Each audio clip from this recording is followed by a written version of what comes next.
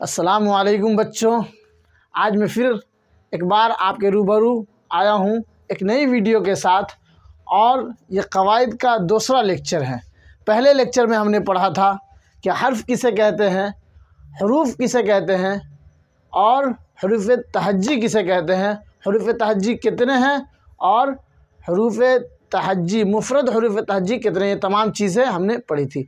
आज हम लोग पढ़ने वाले हैं लफ्ज़ और लफ्ज़ की अक़साम। लफ्ज़ और लफ्ज़ की अक़साम आज हम लोग पढ़ने वाले हैं कि लफ्ज़ किसे कहते हैं। लफ्ज़ हरूफ के मजमूए का नाम है। लफ्ज़ हरूफ के मजमूए का नाम है। जब हम हरूफ तहज्जी को जोड़ते हैं तो लफ्ज़ बनता है। जब हम हरूफ तहज्जी को, जैसे ये हरूफ तहज्जी हुआ, बे ये हरूफ तहज्जी हुआ, जब इन तमाम को हम जोड़ते हैं तो क्या हुआ, तो क्या बनता है, लफ्ज़ बनता है। देखो पहले लिख लेते हैं लफ्ज़ किसे कहते हैं, उसके बाद हम आपको समझा देते हैं। लफ्ज़ की डिफिनेशन लिखना है। हरूफ के मजमूए का नाम है, क्या है, हरूफ के मजमूए का नाम है लफ्ज़।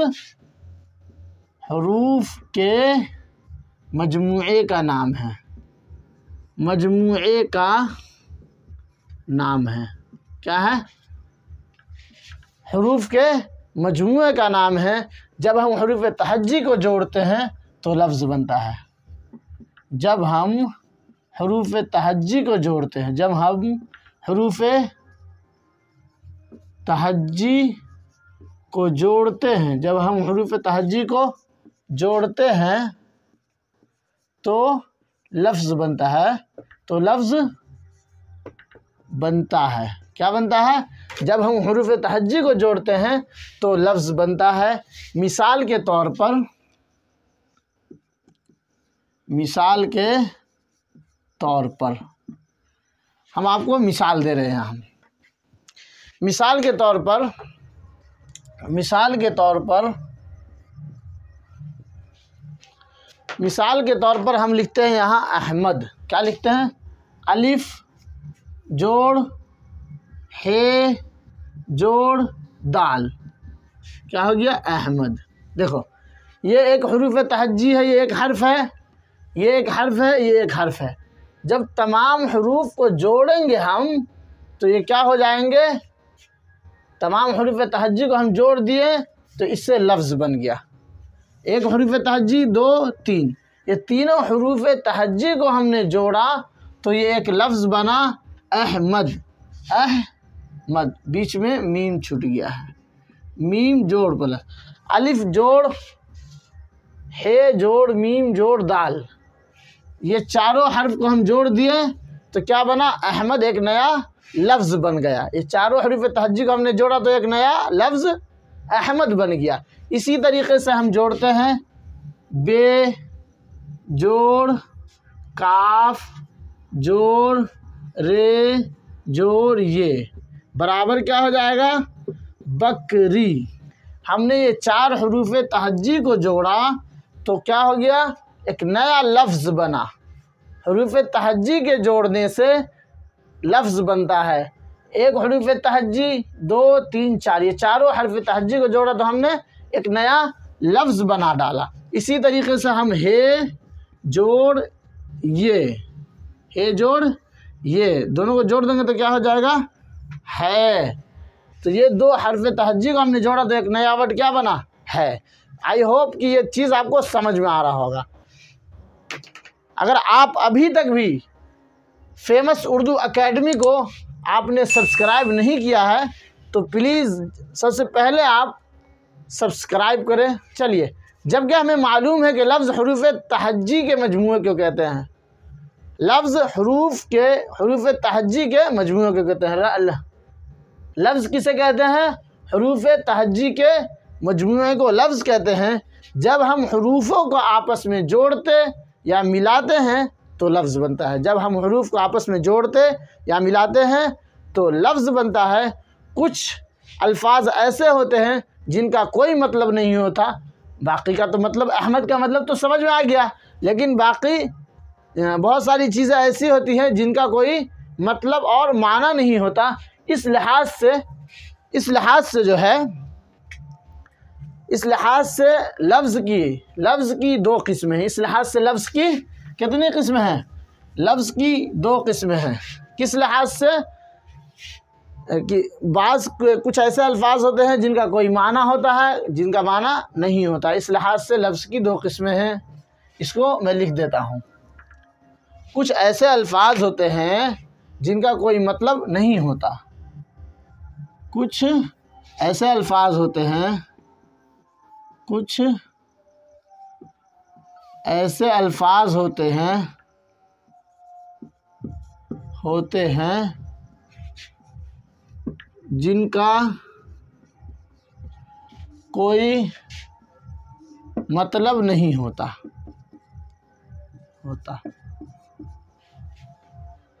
इस लिहाज से लफ्ज़ की दो किस्में होता। इस लिहाज से लफ्ज़ की कितनी किस्में हैं? दो किस्में हैं। इस लिहाज से लफ्ज़ की दो किस्में हैं। और वो कौन कौन हैं मैं आपको बताता हूँ। लफ्ज़ की किस्में यहाँ लिखें। लफ्ज़ की किस्में। चलिए, नंबर 1 कलमा, नंबर 2 मुहम्मल। नंबर 1 कलमा, नंबर 2 मुहम्मल। कलमा उसे कहते हैं जिसका कोई माना हो, कोई मतलब हो। कलमा ऐसा लफ्ज़ जिसके कुछ माना हो। कलमा ऐसा लफ्ज़ जिसका कुछ माना हो,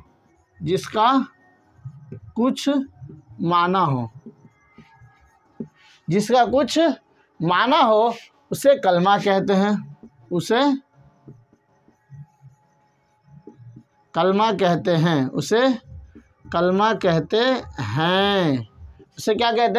कलमा कहते हैं। मिसाल के तौर पर हम आपको देते हैं। मसलन हम आपको बताते हैं। हमने कहा बात, उसके बाद हमने क्या कहा? बात के बाद कहते हैं पानी, उसके बाद कहते हैं हम खाना, उसके बाद क्या कहें हम? झूठ। उसके बाद क्या? झूठ। तो ये तमाम चीज़ से हमको समझ में आता है। बात तो कोई बात कर रहे हैं, पानी तो पानी का तज़किरा हो रहा है, खाना से तो खाना का तज़किरा, झूठ तो झूठ का तज़किरा है। ये तमाम चीज़ हमको समझ आ गई। लेकिन मुहम्मल किसे कहते हैं? मुहम्मल ऐसा लफ्ज़ जिसका कुछ माना ना हो। मुहम्मल ऐसा लफ्ज़ जिसका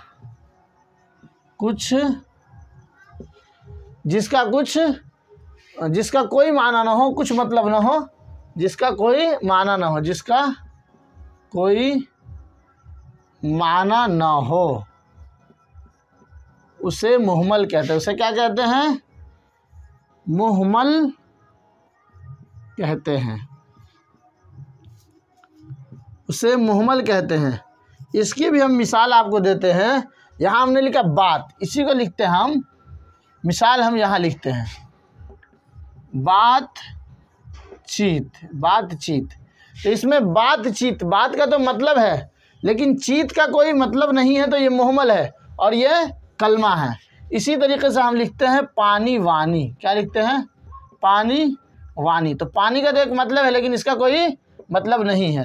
उसके बाद लिखते हैं हम खाना वाना।